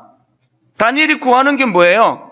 지금 그 말도 되지도 않는 꿈 내용도 가르쳐 주지 않고 꿈을 해몽하라 그러면서 자기에게 생명의 위협을 가하는 그 현실 앞에서, 그 다급한 상황 앞에서 다니엘이 원하는 건 하나예요. 시간을 달라는 거예요. 그 문제를 해결하기 위해서. 왜 시간을 달라고 합니까? 다니엘은 알았거든요. 뭘? 그 문제를 풀 지혜가 자기에게서 나오지 아니하고 하나님 들려주시는 말씀에서 나온다는 걸 알았거든요. 이게 겸손이에요. 개척 초기에 저는 2장 16절에 다니엘 같이 했던 것 같아요. 아무것도 몰랐으니까요. 알아야 뭐 면장도 하고 뭐 할 텐데 아무것도 모르니까, 얼어먹기 해본 적이 없으니까. 지금 한 17년 되고 나서 이제 뭐 글쎄요, 뭐 시간을 달라 필요 없어요. 누구든지 바로바로 답할 수 있습니다. 얼마나 16년 동안의 경험이 많이 쌓였습니까? 그게 교만이라는 거예요. 그게 교만이라는 거예요. 여러분은 어떤 인생의 문제가 부닥칠 때 바로바로 해결하는 능력을 가졌습니까? 시간을 달라고 하시는 분이에요. 그 문제를 가지고 주님 앞으로 나오시는 분이에요. 바로바로 해결할 수 있는 능력을 자랑하는 분이에요. 그게 교만과 겸손을 가늠하는 잣대가 되더라는 것입니다. 저는 여러분의 삶 속에서 다니엘처럼 참 저 사람은 하나님 앞에 겸손한 사람이다, 그런 평가를 받는 성도님 되시기를 바랍니다. 그 이유가 뭐냐 물으면 저 사람은 항상 하나님께 의뢰해, 기록된 말씀을 의지해, 말씀으로 인생을 풀어나가, 그런 평가를 받는 주님의 자녀들 되시기 바랍니다. 그런가 하면은 두 번째로 교만과 관련해서 우리가 기억해야 될 메시지가 하나 더 있는데요. 여러분, 나의 내면에서 하나님의 권위가 회복이 될 때 교만도 사라진다는 사실이에요. 지금 다니엘이 느부갓네살을 향해서 지금 꿈을 풀이해주는 과정에서 던지는 내용을 한번 보십시오. 24절입니다. 왕이여, 그 해석은 이러하니이다. 곧 지극히 높으신 이가 명령하는 것이 여기 나와 있습니다. 여러분, 느부갓네살 왕은 누구에게도 명령을 받을 위치가 아니에요. 최고 권력자예요. 북한의 김정은이가 누구의 명령을 받습니까? 느부갓네살이 그런 위치예요. 그런 그에게 다니엘이 뭐라고 이야기합니까? 지극히 높으신 이가 명령하신 것이 내 주 왕에게 미칠 것이라. 25절. 왕이 사람에게서 쫓겨나서 들짐승과 함께 살며 소처럼 풀을 먹으며 하늘이 이슬에 젖을 것이요 이와 같이 7대를 지낼 것이라. 그때에 또 나옵니다. 지극히 높으신 이가 사람의 나라를 다스리시며 자기의 뜻대로 그것을 누구에게든지 주시는 줄을 아시리이다. 왕이여, 이것 좀 아셔야 됩니다. 당신이 이 땅에 호흡하는 모든 생명체에게 가장 큰 권력을 쥐고 있는 최고 권력자라는 거 믿어 의심치 않지만, 그러나 당신이 최후의 권력자가 아닙니다. 당신은 지도를 받아야 될 하나님이 계십니다. 그 얘기거든요. 저는 이 다니엘의 이야기를 읽으면서 옛날 우리 초등학교 다닐 때 교실이 생각이 났습니다. 인생은 두 종류예요. 여러분 기억나세요? 초등학교 때 점심시간 같은 때 선생님 안 계시는 초등학교 교실 아수라장인 거 막 칠판 지우개 막 날아다니고 책상 막 넘어지고 막 책상 위로 막 뛰어다니고 그러다 또 자빠지고, 담임 선생님 안 계신 학교 교실은 아수라장이에요. 겸손의 사람은 담임 선생님이 계시는 초등학교 교실 같은 인생이에요. 다니엘이 그래서 겸손한 사람이라 그러거든요. 오늘 이 시대를 한번 보세요. 포스트 모더니즘의 특징이 뭔지 다 아시죠? 절대자를 다 빼버리는, 모든 권력을 다 힘을 빼게 만드는 특징이 이 시대 특징 아닙니까? 하나님은요, 이 시대에 왕따가 될 수밖에 없는 분이에요. 기분 나쁘게 왜 절대 신이냐는 거예요. 왜 니 혼자 하나님이냐는 거예요. 나도 하나님, 니도 하나님. 얼마나 좋으냐. 오늘 여러분, 창조주 하나님을 머리에서 지워버리고 마음에서 쫓아낸 이 시대 사람들의 현실을 한번 보세요. 아수라장 아닙니까? 지금 뭐 전 세계가 지금 이게 뭐 혼미한 상태 아닙니까? 동성애를 위시해가지고, 뭐 가정, 결혼을 위시해가지고, 막 급증하는 가정 붕괴를 위시해가지고, 이건 뭐 상상할 수 없는 잔혹한 이 생명의 귀함이란 건 이건 쓰레기통에 처박혀버린 시대.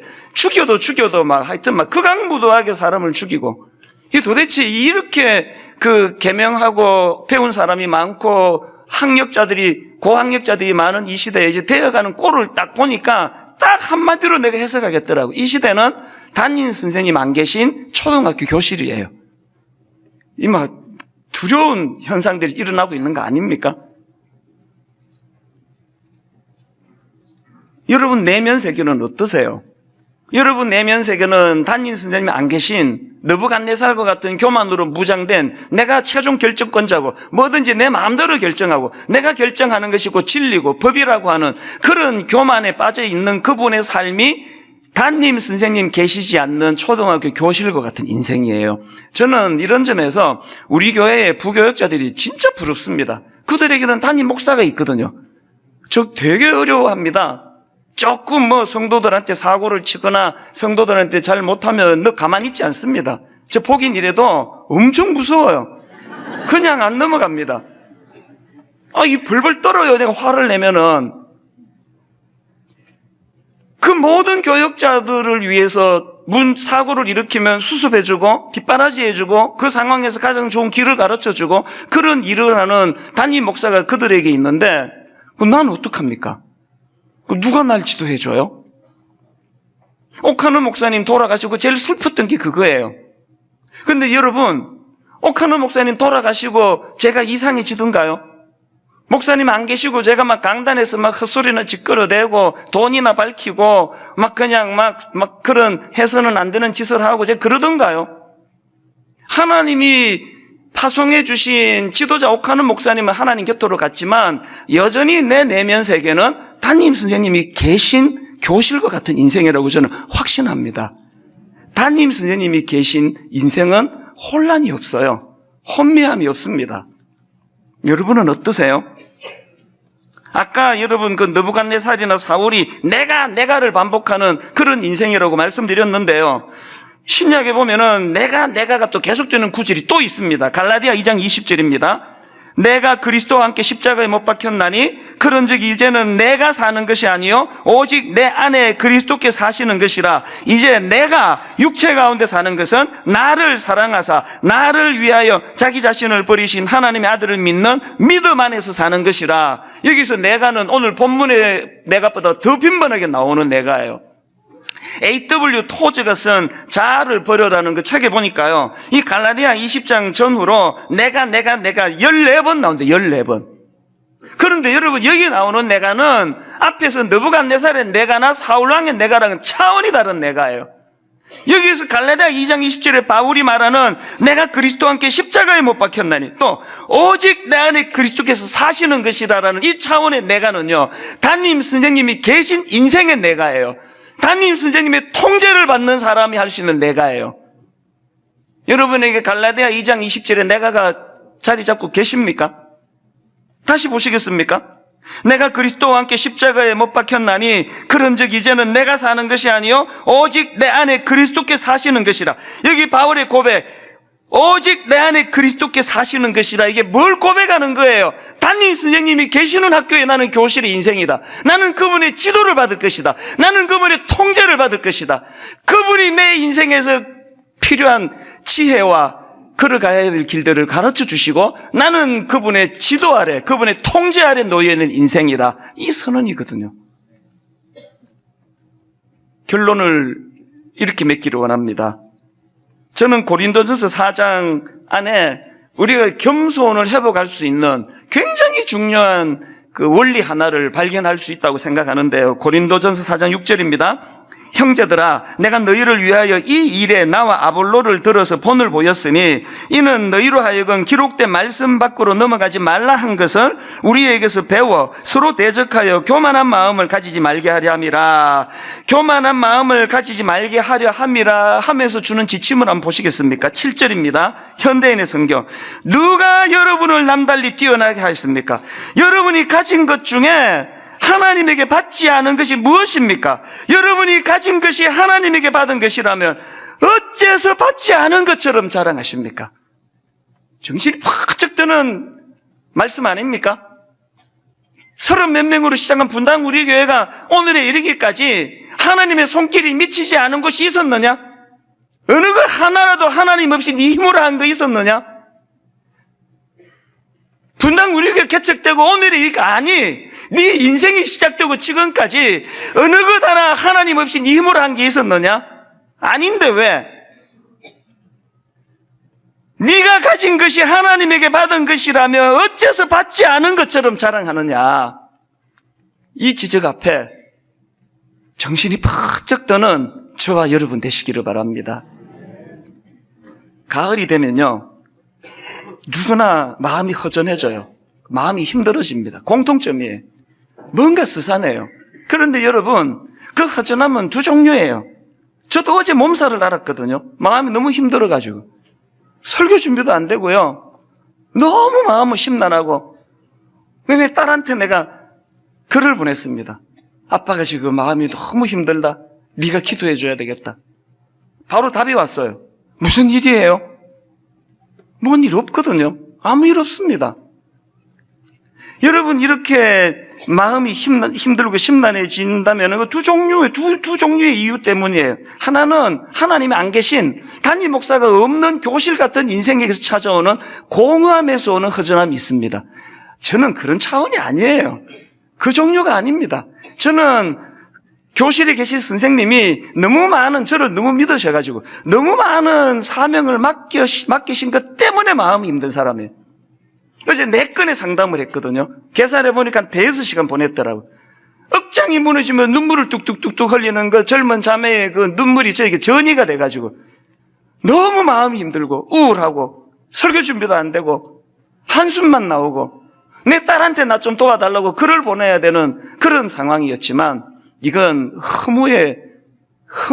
MT에서 나오는 허무가 아니에요. 사명의 무게 때문에. 그래서 어제 바로 일찍 잠자리에 들어가고 알람 맞춰놓고 새벽에 일어나 언제 그랬는지 안개같이 허전함은 다 사라지고 또 지금 이렇게 힘을 내서 말씀을 전하는 거 아닙니까? 여러분, 이 가을에 여러분의 허전함의 실체가 뭔지를 점검하셔야 합니다.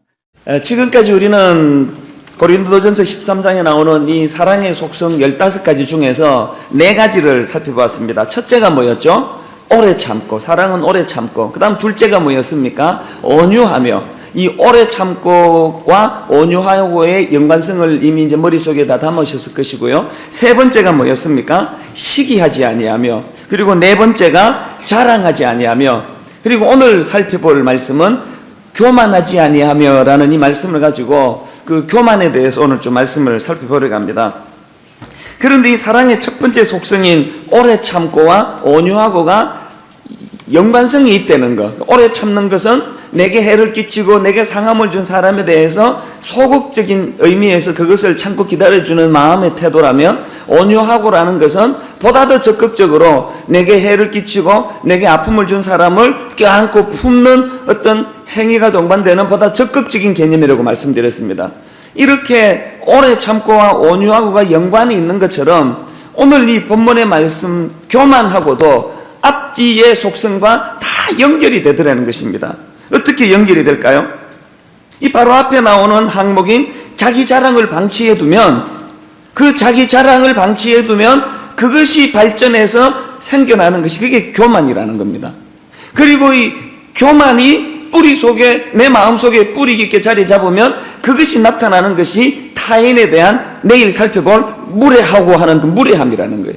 이 자랑하고 교만하고 이 무례하는 것, 이 자랑이라는 건 내게 관심이 있을 때, 모든 초점이 내 안에 있을 때, 에로스적인 사랑이 나를 가득 지배할 때 나타나는 것이 자랑하고이고, 이 자랑하고의 그 뿌리 깊은 속성은 오늘 살펴볼 교만이고, 이 교만이 외적으로 표현되는 것이 그 무례함이에요. 내일 우리가 이 부분을 또 살펴보겠습니다만, 이처럼 앞뒤에 이 교만의 속성이 맞물려 있는데, 저는 이것을 가만히 묵상을 하면서 이 악한 요소들은 이게 한꺼번에 이렇게 팍 생겨나는 게 아니고 어제 살펴본 것처럼 이것이 점진적으로 발전한다는 것, 그러다가 불쑥 떠올랐던 것이 시편 1편 1절의 말씀이었습니다. 시편 1절이 이렇게 시작하지 않습니까? 복 있는 사람은 악인들의 꾀를 따르지 아니하고 죄인들의 길에 서지 아니하며 오만한 자들의 자리에 앉지 아니하고. 저는 이 구절이 이 죄악을 향해, 죄악의 수렁으로 향해 나가는 어떤 그 슬로우 모션이라고 할까, 슬로우 비디오를 보는 것 같아요. 처음에는 탐색이에요. 어떻게 합니까? 악인의 꾀를 따르는 거예요. 탐색을 하는 거예요. 이것이 방치가 되면 어떻게 합니까? 이제 오만한 죄인의 길에 서지 아니하고 따르고 서고 안고의 순으로 이 시편 1편 1절이 점진적으로 악을 향해서 한 걸음 한 걸음 나가는 모습을 저는 꼭 그 슬로우 비디오 보듯이 보여지는 거예요. 그렇기 때문에 우리가 마음에 오늘 담아야 될 첫 번째 교훈이 뭐냐 하면은, 이런 위험한 요소들은 방치하면 안 된다는 거예요. 내버려두면 처음에는 따르고 그 다음에 목표를 향해서 서고, 그리고 그것을 둥지를 트고 앉게 만드는 것이 이게 인간의 속성이 되는 거예요. 내 안에 자랑이 자꾸 흘러나고 자랑이 많아지면 그것이 교만으로 발전된 위험이 있고, 또 뿌리 속에 교만하기 때문에 그런 요소가 나타나고, 그걸 방치해두면 이 교만이 다른 사람에게 무례하게 행하는 행동과 태도로 연결이 된다는 겁니다. 그래서 저는 이런 의미에서도 오늘 본문의 교만도 마찬가지예요. 처음부터 교만의 대가가 되는 사람은 없습니다. 어느 날 나를 봤더니 자꾸 이렇게 자랑이 많아져요. 자꾸 자랑을 하고 싶어지고 또 자기 자랑이 많아지고.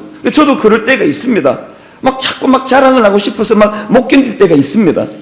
그걸 방치해 놓으면요, 또 그 자랑의 내용을 가만히 보니까 그리스도의 십자가를 자랑하는 게 아니에요. 굉장히 유치한 자랑.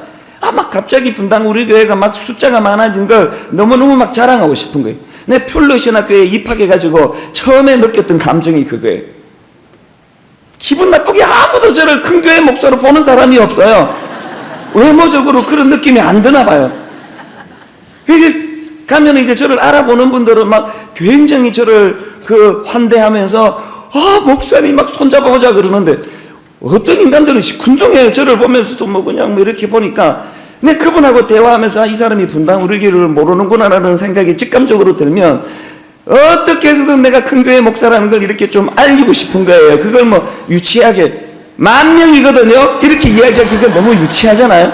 그러니까 이걸 문맥상 어색하지 않게 아주 이렇게 은근하게 해가지고 10,000명인데 이 말을 내가 너무 하고 싶은 충동을 사실은 여러 번 느꼈고 또 그렇게 성공적으로 이렇게 자랑한 적도 여러 번 있습니다. 그럼 이분들은 나 한결같이 놀라요. 저 얼굴에 뭐 이런 느낌이 좀 들어요. 어떨 때는 제 마음에 이렇게 그런 충동이 들 때가 많고 어떨 때는 그런 게 막 굉장히 이렇게 가소로워질 때가 있는데, 그런데 제가 오늘 드리고 싶은 말씀은 뭐냐면 내 안에 그런 유치한 자기 자랑이 자꾸 꿈틀거리면 이건 영적으로 적신호라는 이야기예요. 그걸 방치하면 안 된다는 이야기예요. 그러면 그런 날에는 어떻게 해야 됩니까? 신종플루가 만연하면은 집에 와서 손부터 씻으라 그러잖아요. 내 안에 이런 정상이 있단 말이에요. 자꾸 내가 자랑하고 싶고 이게 뭐 내가 그리스도 안에서 하나님을 얼마나 사랑하는가 이런 걸 자랑해야지, 목사가 무슨 장사꾼도 아니고 사람 많이 끌어모은 걸 가지고 이걸 내가 자랑하고자 하는 욕망이 자꾸 생겨나면 집에 가자마자 손을 씻어야 되잖아요. 세균이 지금 내 손에 있으니까. 이 손 씻는 행위가 뭐예요? 그게 영성의 회복을 위한 기도 아닙니까? 묵상 아닙니까? 하나님 앞으로 나가야 되는 거예요. 이런 걸 방치해 놓으면요 제가 저질 목사가 되는 거예요. 그리고는 이제 이 10,000명 하니까 이 사람들이 별로 안 놀래더라. 그 다음 목표 30,000명. 30,000명을 모으기 해가지고 막 1인당 3명씩 막 안 모으면은 제출시키겠다 그러고 막 이런 무리한 일들이 일어나는 거예요. 저는 목사니까 목사로서 저의 내면의 세계를 여러분에게 공개하지만 여러분에게도 그런 모습이 있잖아요. 근래에 자꾸 뭔가 자랑하고 싶은 거. 그게 자랑이 보니까 바울이 다메섹 도상에서 회심하기 이전의 자랑들, 뭐 전부 뭐 학력, 학벌, 또 뭐 돈을 얼마나 내가 이번에 벌고, 뭐 우리 애가 이번에 뭐 수시 합격한 거, 그 인간적으로 그런 어떤 본능적으로 그걸 좀 자랑하고 싶은 것까지는 이해가 돼요. 뭐 그런 것까지 그걸 문제가 있다 그러면 그건 뭐 다 뭐 천사겠지만, 그러나 과의 도에 지나친 자기 자랑이 있잖아요. 입만 떼면 자랑이 넘치는 사람들은 여러분이 지금 영적으로 적신호라는 걸 인식하셔야 돼요. 이 차단하지 않으면 그것이 점진적으로 그 다음으로 교만으로 발전하고 그 다음으로는 다른 사람들을 무시하고 아나무인이 되고 세상에 나밖에 없는 이상한 생각을 하게 되는 수렁에 빠질 위험이 있다는 것입니다. 우리가 무슨 수를 써서라도 이 내면 속에 교만이 둥지를 트고 자리 잡게 하는 것은 막아야 된다는 거예요. 이건 무슨 수를 써서는 막아야 됩니다. 왜냐하니까 내 내면 세계에 이 교만이라는 놈만큼 무서운 존재가 없습니다. 이 교만이라는 놈만큼 무서운 영적인 심각한 병이 없습니다. 유명한 토마스 아퀴나스가 이런 말을 했습니다. 교만은 모든 죄악의 어머니이다. 그리고 5세기 로마의 라틴 교구 아우구스티누스라는 분이 이런 말을 했습니다. 교만은 인간이 빠지기에 가장 쉬운 것인 동시에 그 다음에 인간이 극복하기에 가장 어려운 것이다. 감염되기가 가장 쉬운 게 교만이고 한번 감염됐다 그러면 치료가 가장 어려운 게 이게 교만이라는 거예요. 하나님이 강제로 꺾어서 여러분 허리가 휠 정도로 무거운 짐을, 고통의 짐을 부여해서 꺾이는 교만이 아니고 하나님 앞에 나와 여러분 스스로 깨닫고 스스로 그만한 목덜미를 꺾어버리는 지혜로운 여러분 되시기를 바랍니다. 여러분 강제로 머리를 숙여서 당하는 꺾임은 너무너무 초라한 거예요. 자, 그렇다면은요 우리가 피해야 할 교만이 어떤 것들이 있을까 생각을 해보았는데, 예레미야 9장 23절에 보면 이런 말씀이 있습니다. 여호와께서 이와 같이 말씀하시되 지혜로운 자는 그의 지혜를 자랑하지 말라, 용서는 그의 용맹을 자랑하지 말라, 부자는 그의 부함을 자랑하지 말라. 이 말씀을 가지고 유명한 설교가 잔 파이프라는 분이 우리 시대에 경계해야 될 대표적인 3가지 교만을 거기서 추출해서 지적을 합니다. 그게 뭐냐 보니까 우리 시대의 대표적인 교만, 우리 시대에 가장 경계해야 될 교만 3가지가 뭐냐 하니까, 첫째는 지식의 교만이요, 둘째는 능력의 교만이요, 셋째는 물질적 풍요로움으로 인한 교만이라는 거예요. 저는 이 존 파이프의 분석에 100% 동의합니다. 먼저 첫째로 살펴볼 게 뭡니까? 이 현대인들이 감염되기 쉬운 이 시대의 대표적인 교만은 지식의 교만입니다.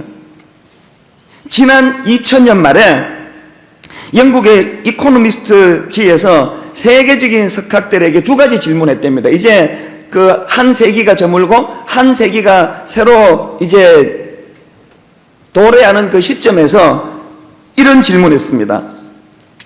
두 가지 질문을 하고 그 두 가지 질문이 뭐냐 하니까 인류가 지나간 20세기를 돌아보며 반성해야 될 것이 뭔가, 그리고 또 다가올 21세기에 갖추어야 될 덕망이 뭔가, 그 두 가지 석학들에게 질문을 하고 그것을 이제 이코노미스트지에 실었다고 하는데요.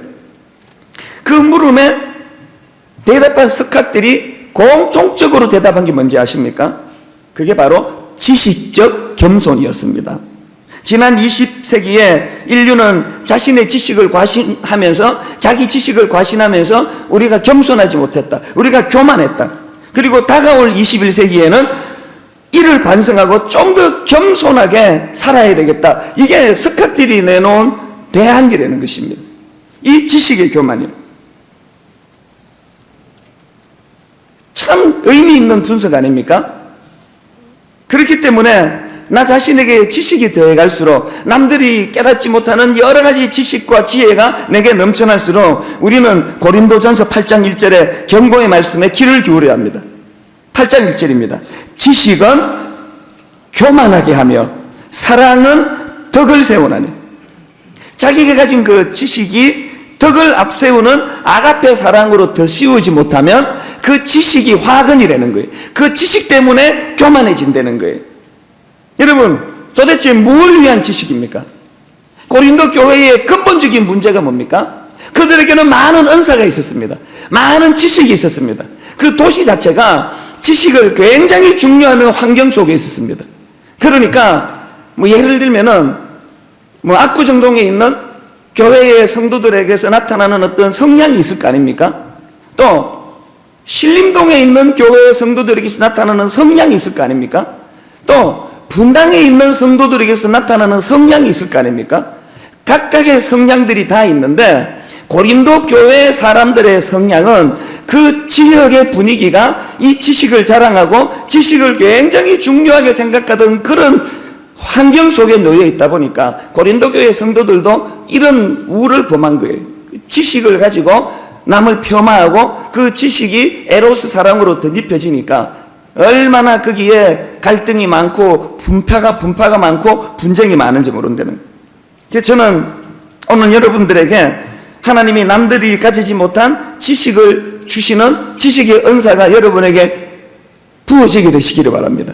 그러나 그것만으로는 안 돼요. 더 중요한 게 뭡니까? 그 지식이 하나님의 사랑, 아가페 사랑으로 더 씌워진 지식이어야 된다는 겁니다. 그 지식의 원천이 어디에 있나? 마태복음 16장 17절에 주님이 이렇게 말씀하셨습니다. 예수께서 대답하여 이르시되 바요나 시몬아 내가 옳도다. 그럼 잘 들으세요. 이를 내게 알게 하니는 혈육이 아니요 누구시라고요? 하늘에 계신 내 아버지시니라. 여러분에게 지식이 있습니까? 그 원천이 하나님으로부터 나온 것을 인식하는 여러분 되시기를 바랍니다. 그런가 하면 두 번째로 우리 현대인들이 감염되기 쉬운 교만이 뭡니까? 능력의 교만입니다. 능력의 교만. 사실 오늘 우리 현대 사회에서 겸손은 더 이상 미덕이 아니에요. 오히려 이 겸손이라는 것은 비굴해 보여요. 겸손이라는 것은 나약한 자들의 자기 변명처럼 보여요. 이런 세상 구조예요. 그래서 모두가 다 앞다투어 자기를 피하라고, 자기를 드러내고, 없는 거라도 끄집어내서 자기를 자랑하고 자기의 강함을 드러내는 이 능력의 교만이 충만한 시대예요. 오늘 우리가 보면은 멋지고 매력적인 가치를 추구하는 에로스 사랑에 전부 다 감염이 되어 있기 때문에, 그건 뭐예요? 에로스 사랑은 더 매력적인 걸 쟁취하는 힘이 있어야 내가 인정을 받는 거예요. 더 예쁜 여자랑 결혼을 해야 내가 인정을 받아요. 더 능력 있는 여자랑 결혼해야 내가 인정을 받아요. 더 능력 있는 남자랑 만나야 돼요. 그러다 보니까 능력을 추구하고 능력을 자랑하고 능력을 과시하는 시대예요. 불행하게도 오늘날 많은 오늘 우리 현대교회 안에 이런 변질된 현상이 나타나요. 교회도 큰 교회가 좋은 교회예요. 많이 모이는 교회가 성공한 교회예요. 교회 안에 이 교만 바이러스가 있어요. 그리고 이 교만 바이러스의 반대편, 교회 사이즈가 작은 목사님들 가운데 너무너무 긍지를 가지면서 그 성도들을 섬기는 분이 계시느냐면 사이즈가 작다는 것 때문에 열등감에 빠져있는 종들도 간혹 있습니다. 이것이 다 오늘 능력의 교만의 영향이에요. 능력의 교만의 반대는 능력의 열등감 아닙니까? 오늘 이런 바이러스에 감염되신 분들은 고린도전서 1장 26절에서의 주님의 전략을 귀를 기울이셔야 돼요. 형제들아 너희를 부르심을 보라. 육체를 따라 지혜로운 자가 많지 아니하며 능한 자가 많지 아니하며 문벌 좋은 자가 많지 아니하는도다. 그러나 하나님께서 세상의 미련한 것들을 택하사 지혜 있는 자들을 부끄럽게 하려 하시고 세상의 약한 것들을 택하사 강한 것들을 부끄럽게 하려 하시고 하나님께서 세상의 천한 것들과 멸시받는 것들과 없는 것들을 택하사 있는 것들을 폐하려 하시나니 이는 아무 육체도 하나님 앞에서 자랑하지 못하게 하려 하심이라. 이 하나님의 이 세상에 기가 막힌 전략이에요. 모두가 다 힘을 추구하고 모두가 다 파워를 추구하고 모두가 다 자기가 가진 능력을 과시하는 이 시대에 하나님은 허를 찌르는 작전을 펴세요. 가장 약한 자들을 들어서세요. 제가 왜 강단에 섰다만 하면은 왜 제 약점을 자꾸 이야기하는지 아십니까? 이게 고도의 제 작전이에요. 하나님께 잘 보이기 위한 작전이에요. 보셨죠? 나 이런 인간이에요. 나 하나도 없어요. 나는 가진 게 하나도 없어요. 이걸 더 많이 자랑하면 더 많이 자랑할수록 하나님은 더 많이 저에게 하나님의 능력이 역사하고 나타나실 줄 저는 확신합니다. 그리고 확신하는 정도가 아니고 지난 7년 동안 이 작전이 너무나 주요하더라고요. 우는 소리 하면 할수록 하나님의 힘이 제게 더 강해져요. 날마다 내 연약함을 고백하고 또 고백하고 하다가 안 돼가지고 국민학교 3학년짜리 우리 애 불러놓고 돼요. 나는 아빠는 이런 인간이니까 네가 나 위해서 기도해라고. 저의 약함을 떠벌리고 다니고 자랑하고 선포하고 다니면 여러분 제가 7년 동안 모든 저의 인격적인 결함, 모든 저의 성격의 조급함, 모든 영성의 빈곤함 내가 수백 가지를 고백했지만 그것 때문에 목회가 지장되는 걸 여러분 지금까지 본 적이 있습니까? 분당 우리 교회에서? 그걸 본 적이 있으면 하나님이 아니신 거예요. 저는 여러분 안에 이 능력의 교만을 다 뿌리째 뽑아버리시길 바랍니다. 능력의 교만이 뿌리 뽑혀야 돼. 그리고 반대로 그 능력의 교만의 반대인 능력 없음의 열등감을 치유받으시기를 바라요. 여러분의 없음을 드러내세요. 여러분의 없음을 인정하세요. 여러분의 초라함을 하나님 앞에 내어 맡겨드리면 어린아이 작은 오병이어 도시락을 수천 명을 먹이는 주님의 능력의 도구로 사용하시는 그분이 이 찬수 목사의 이 초라한 어린아이 도시락 같은 보잘것없음을 인정하시고 사용하시는 것처럼 여러분도 사용하실 줄로 믿습니다. 그런가 하면 세 번째로 감염되기 쉬운 교만이 뭐예요? 물질적 풍요로움이 가져다주는 교만이에요.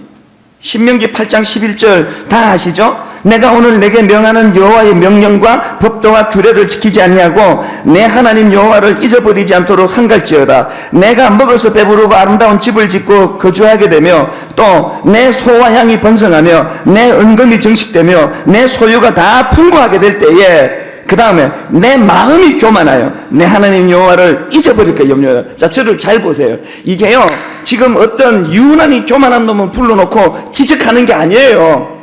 이게 지금요 굉장히 무서운 교훈이 담겨져 있는데 지금 내가 좀 뭔가 잘 되잖아요. 돈이 좀 잘 이렇게 수입이 좋아졌잖아요. 내가 지금 뭔가 막 교회가 사람들이 모이잖아요. 그러면 내가 원하든 원하지 않든 그 안에 이미 교만의 바이러스가 들어와 있습니다. 제가 인격이 출중하면 교만이 없고 인격이 모자라면 교만이 없고 이게 아니에요. 교회가 지금 사이즈가 많이 늘어나고 있다. 그럼 이미 저는 그 교만의 바이러스에 감염이 되어 있는 거예요. 왜? 같이 오는 거예요. 이걸 간과하시면 안 돼요. 사람이 자기를 모르기 때문에 무너지는 거예요.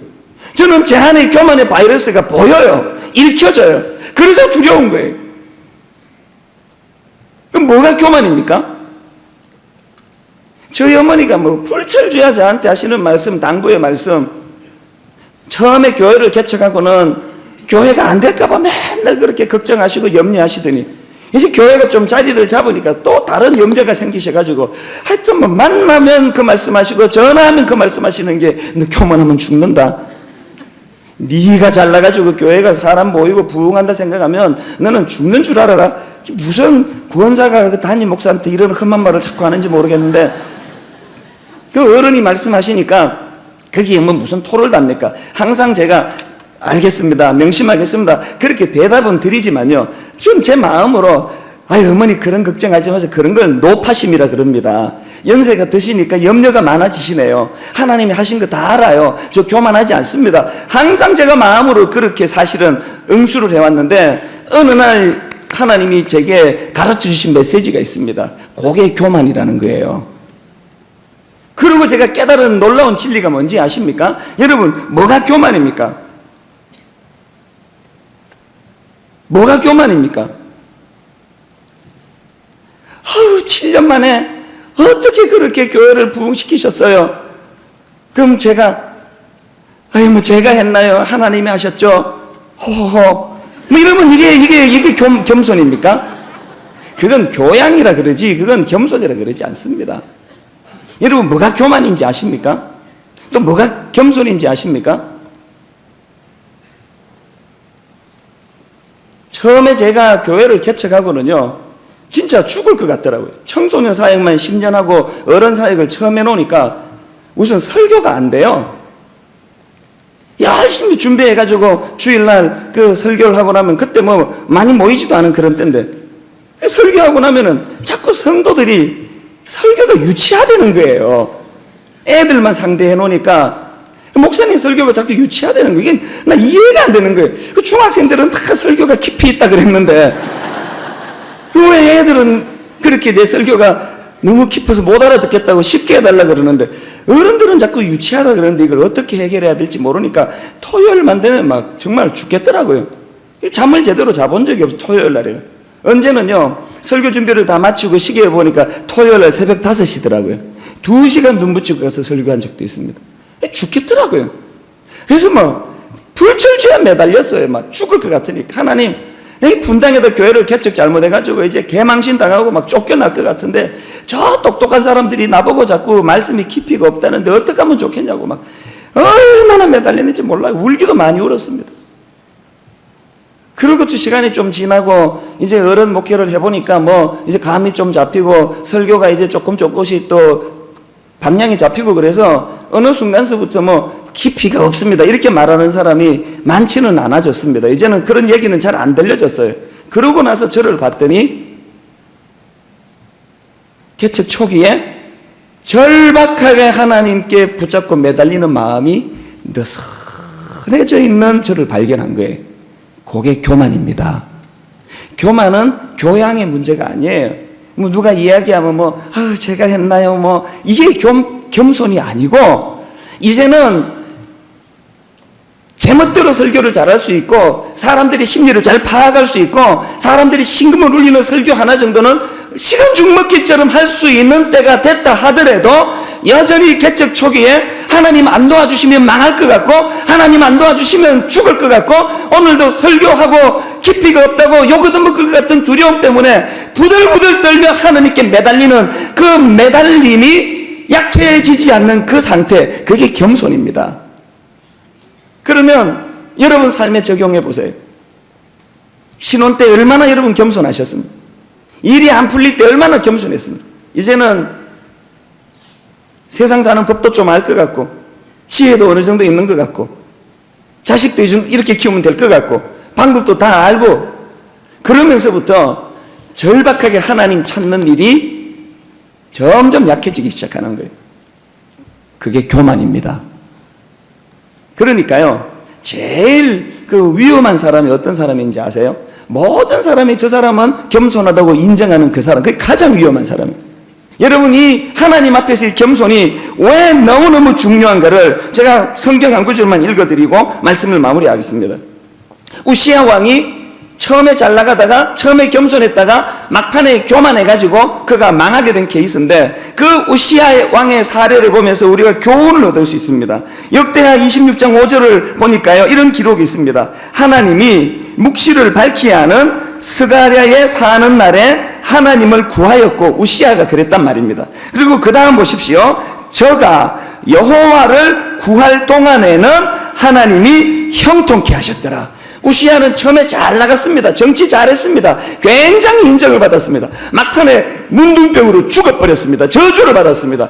그렇게 된 단초를 제공한 열쇠가 뭐냐? 우시야 왕이 스가랴에 사는 날에 하나님을 구할 동안에는 하나님이 공급해 주시는 놀라운 은혜와 능력이 있었고, 그 다음에 제가 여호와를 구할 동안에만 하나님이 저를 형통케 하셨더라는 거예요. 그러니까 누차 말씀드리지만 이 겸손과 교만은 인격의 문제도 아니요, 교양의 문제도 아니요, 이거는 생존의 문제입니다. 교만하면 죽습니다. 저는 오늘 여러분 내면 속에 크든 작든 자리 잡고 있는 이 무서운 교만의 바이러스를 치료하실 수 있도록 백신을 하나씩 다 나누어 드리기 원합니다. 십자가에서 흘리신 예수 그리스도의 보혈의 피가 여러분의 교만을 희석시켜주는, 여러분의 교만을 없애주는 치료제인 줄로 믿습니다. 겸손히 하나님의 영광, 하늘의 영광을 내어버리시고 묵묵히 아가페 사랑으로 십자가의 자리까지 내려가셨던 주님의 그 겸손의 백신을 맞으시고 여러분 입술에서 이런 고백이 나오게 되시기를 바랍니다. 사랑은 교만하지 아니하고